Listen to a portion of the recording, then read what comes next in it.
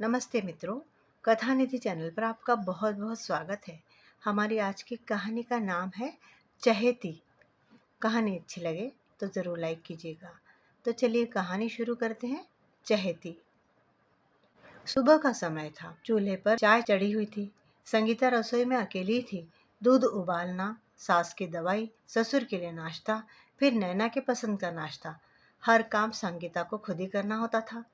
पर संगीता की आदत थी बिना बोले काम करना, और नैना को यही बात खटकती थी। उसे लगता, यह भाभी सबकी चहेती क्यों बनती जा रही है। नैना अपनी भाभी संगीता को बेइज्जत करने का कोई भी मौका नहीं छोड़ती थी। नैना अपने कमरे से तभी जोर से चिल्लाई, भाभी आलू के पराठे बना दिए क्या, मुझे भूख लगी है। नैना की आवाज़ सुनते ही संगीता रसोई से बोली, हाँ हाँ नैना, बस बना ही रही हूँ। सासू माँ की दवाई पहले दे दूँ, फिर देती हूँ। संगीता का ऐसा बोलना था कि नैना ने घर में शोर मचाना शुरू कर दिया। आपको कोई काम समय पर करना आता भी है? आपको मैंने कब का बोला हुआ है, मेरे कमरे में जितनी जल्दी हो सके पराठे भिजवा दो, क्योंकि मुझे बहुत भूख लग रही है।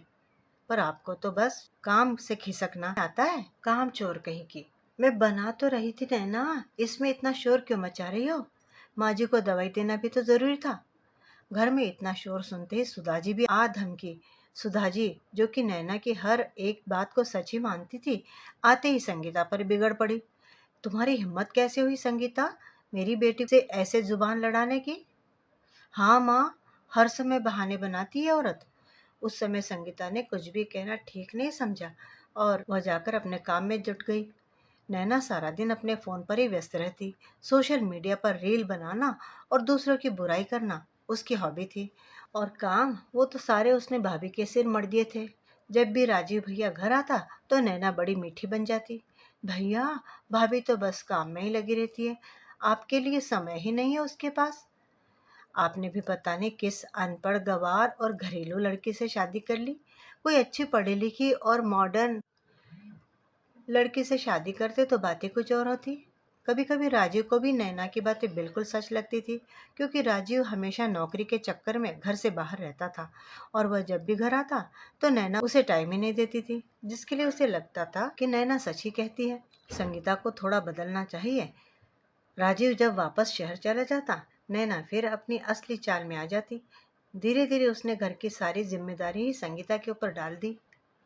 एक दिन ऐसे ही नैना घर में बैठे बैठे फोन चला रही थी, तभी एक पिज्जा खाने की वीडियो आई। उसका बड़ा मन हुआ कि वो भी खाए, पर उसने सोचा क्यों ना भाभी से ही बनवाया जाए।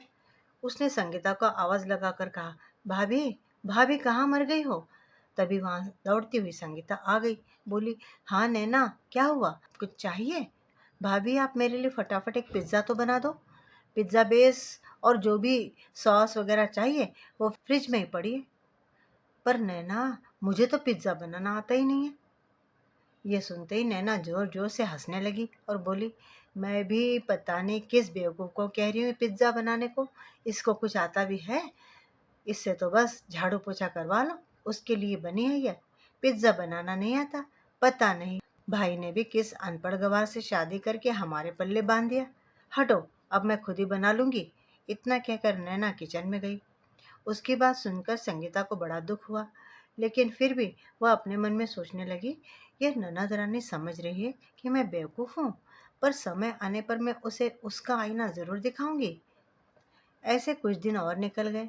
एक दिन की बात है, गांव में महिला मंडल का एक बड़ा प्रोग्राम था। उसमें महिलाओं को नृत्य, पाककला और परिवार प्रबंधन की प्रतियोगिताओं में भाग लेना था। संगीता ने चुपचाप वहां अपना नाम भी लिखवा दिया। महिला मंडल का कार्यक्रम गांव में साल में एक बार जरूर होता था। वहां गांव की महिलाएं ही नहीं, आसपास के कस्बों से भी महिलाएं भाग लेने आती थी। इस बार का आयोजन बड़े स्तर पर था। संगीता जानती थी कि यदि वह कुछ खास करके दिखाएगी तो ना सिर्फ उसे अपनी पहचान मिलेगी, बल्कि नैना को भी अपनी औकात का पता चल जाएगा। संगीता ने महिला मंडल की तीनों प्रतियोगिताएं, नृत्य, पाककला और परिवार प्रबंधन में नाम दर्ज करवा दिया था, और घर में किसी को उसने कानो कान खबर नहीं होने दी थी। नैना तो रोज की तरह मोबाइल पर रील बनाते हुए बड़बड़ा रही थी, ये भाभी तो बस घर के कामों की मशीन बनकर रहेगी, जरा सा टाइम पास करना भी नहीं आता इसे। पर उसे क्या पता था कि यही भाभी अब उसकी नींद उड़ा देने वाली थी। अगले कुछ दिनों के बाद संगीता सुबह जल्दी उठती, पूरे घर का काम चुपचाप निपटाती और फिर कुछ समय अपने लिए निकालती। वह गांव की एक बुजुर्ग दादी जी के पास जाती, जो कभी नृत्य सिखाती थी। वहीं पास के ही मंदिर की रसोई में जाकर नए नए व्यंजन बनाना सीखती और फिर गांव की आंगनबाड़ी कार्यकर्ता से घर परिवार में सामंजस्य कैसे बनाए रखे, इस पर भी बातें करती। उसकी मेहनत धीरे धीरे रंग लाने लगी थी। एक दिन सुधा देवी ने देखा कि संगीता देर तक बाहर रहती है और पूछो कि कहाँ जाती हो, तो बस ये जवाब देती है मुस्कुराकर कि बस माँ जी, गाँव की महिलाओं के साथ कुछ बातचीत गपशप करके आती हूँ, ताकि आपके लिए घर में कुछ अच्छा कर सकूं। संगीता की बात सुनते ही सुधा जी जोर जोर से हंसने लगी और ताना मारते हुए बोली, तू हमारे लिए क्या ही कर सकती है, तू तो अपने लिए कुछ कर ले, यही बहुत बड़ी बात है। तुझे इस घर में जिस काम के लिए लाया है, तू वही कर दे, हमारे लिए वही बहुत है।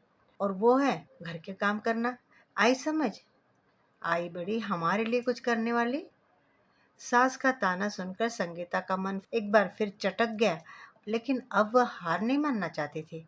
अब वह इन सास और ननंद के बीच में पिसकर नहीं रहना चाहती थी। दूसरी ओर नैना का रवैया दिन ब दिन और भी बिगड़ता जा रहा था। सारा सारा दिन वो घर में यूं घूमती जैसे घर की रानी हो और भाभी उसकी दासी हो। हर समय उसे आदेश देती, भाभी ये उठा दो, भाभी वो ला दो, भाभी माँ से कह दो मैं बाजार जा रही हूँ, और खुद बस सज धज कर बैठी रहती। पर संगीता चुप थी, सब कुछ अंदर समेटे वो अपने लक्ष्य की ओर बढ़ रही थी। आखिर महिला मंडल के आयोजन वाला दिन भी आ गया। गांव के स्कूल के मैदान में मंच सजा था। महिलाएं अपनी अपनी प्रस्तुतियों की तैयारी कर रही थी। संगीता भी साड़ी पहनकर ठीक से संवर कर समय पर पहुंच गई। पहली बार उसने अपने बाल खुले छोड़े थे और आंखों में आत्मविश्वास था। नैना भी वहां आई थी, दर्शक बनकर। उसे ये नहीं मालूम था कि भाभी मंच पर हिस्सा लेने वाली है। जब मंच से उद्घोषणा हुई, अब आ रही है हमारे गांव की बहू संगीता जी, जो तीनों श्रेणियों में भाग ले रही है, तो नैना सुनकर चौंक गई। क्या? भाभी? संगीता यानी भाभी मेरी? ये कब हुआ? संगीता की प्रस्तुति शुरू हुई। नृत्य में उसने नंद घर आनंद भयो पर शास्त्रीय नृत्य किया। उसकी हर मुद्रा और भाव लोगों को मंत्र मुग्ध कर गई। पाक कला प्रतियोगिता में उसने मिट्टी के तंदूर में बाजरे की रोटी और सरसों का साग बनाकर परोसा। लोग उंगलियां चाटते रह गए। परिवार प्रबंधन में जब उससे सवाल पूछा गया, अगर आपके ननद आप पर घर के सारे काम थोपे तो आप क्या करेंगी? संगीता ने मुस्कुराकर जवाब दिया, मैं जवाब नहीं दूंगी, पर उसे ऐसा एहसास दिलाऊंगी कि रिश्तों में सम्मान जरूरी होता है, बिना लड़ाई के भी जवाब दिया जा सकता है। संगीता का जवाब सुनकर पूरा मैदान तालियों से गूंज उठा। लेकिन नैना का चेहरा इस उत्तर को सुनने के बाद देखने लायक हो गया था। उसे तो यकीन ही नहीं हो रहा था कि ये वही संगीता है जिसे वह दिन रात ताने देती थी। संगीता के हाथ में तीनों श्रेणियों की ट्रॉफी और गांव के सरपंच जी द्वारा दिया गया गौरव महिला सम्मान था। जब वह घर लौटी तो पहली बार सास सुधा जी ने उसे सीने से लगाया और कहा, हम तो समझते थे बहू कि तू बस घर के काम करती है, पर तू तो हमारे खानदान का नाम रोशन करने वाली बहू है। और नैना, उसने धीमे स्वर में कहा, भाभी माफ करना, मैंने आपको कभी समझा ही नहीं। मैं तो सोचती थी कि आप कुछ कर ही नहीं सकती, पर आपने तो मुझे मेरी जगह दिखा दी है। संगीता ने धीरे से कहा, माफी की कोई जरूरत नहीं नैना रानी, बस एक औरत को कमजोर मत समझना, क्योंकि जब वो जवाब देती है ना, तो पूरे गांव को पता चल जाता है। संगीता ने महिला मंडल में चमकने के बाद घर का माहौल जैसे पूरी तरह बदल गया था। अब वही संगीता जिसे कभी घर की नौकरानी समझा जाता था, पूरे मोहल्ले की आदर्श बहू बन चुकी थी। सुधा देवी जो कभी हर बात में नैना का पक्ष लेती थी, अब संगीता के कंधे पर हाथ रखकर कहती, बहू तूने तो हमारे खानदान की इज्जत बढ़ा दी। ये नैना तो बस गुस्से और आराम में लगी रहती है, इससे बस रील बनवा लो, पर तूने दिखा दिया है कि असली शक्ति क्या होती है। माँ की बात सुनकर नैना की स्थिति बिगड़ जाती। नैना के लिए यह एक गहरा झटका हो गया था। वो दिन रात सोचती रहती कि मैं तो बस समझती रही कि मुझे सब आता है, पर असली ताकत तो भाभी के पास थी। धीरज, सहन शक्ति और हुनर सीखने और सम्मान कमाने की। अब धीरे धीरे नैना की आदतें भी बदलने लगी थी। वह भाभी को देखकर थोड़ा जल्दी उठने की कोशिश करने लगी। रील बनाने की जगह रसोई में जाकर भाभी की मदद करने लगी। एक दिन तो उसने खुद भाभी के हाथों से बनाई हुई लौकी की सब्जी खा ली, जिसे पहले वह बूढ़ों का और मरीजों का खाना समझती थी। इस बार जब राजीव अपने दौरे से घर लौटा तो उसने पहली बार देखा कि नैना भी रसोई में भाभी के साथ सब्जी धो रही थी। राजीव हैरान हो गया, बोला, ये चमत्कार कैसे हुआ? नैना, तू और किचन में? राजीव की बात सुनकर संगीता भी मुस्कुरा दी। फिर बोली, थोड़ा थोड़ा बदलाव सब में आ सकता है, अगर आप सही समय तक धैर्य रखना जानते हो। संगीता, मैं जानता हूँ, मैंने कई बार नैना की बातों में आकर तुम पर शक किया, पर अब मुझे गर्व है कि तुम मेरी पत्नी हो। अब घर में कोई काम अकेले संगीता पर नहीं रह गया था। नैना ने धीरे धीरे काम करना शुरू किया। सास ने भी किचन में झांकना शुरू कर दिया और नैना का हाथ बटाने लगी। धीरे धीरे सास और ननंद दोनों को ही बहू से चिढ़ नहीं बल्कि प्यार आने लगा। वह धीरे धीरे सबकी चहेती बनती गई। मित्रों, आपको कहानी कैसी लगी? उम्मीद है कि कहानी अच्छी लगी होगी। क्या संगीता को पहले ही बोलना था जब ननंद या सास उसके ऊपर ताने कसती? क्या उसने इतने समय तक चुप रहकर सही किया या गलत? उसे पहले ही उनके साथ में बात करने, उनके तानों का जवाब दे देना चाहिए था। अपनी राय कमेंट बॉक्स में जरूर लिखिएगा और चैनल पर नए हैं तो चैनल को सब्सक्राइब जरूर कर लीजिएगा। कहानी सुनने के लिए बहुत बहुत धन्यवाद।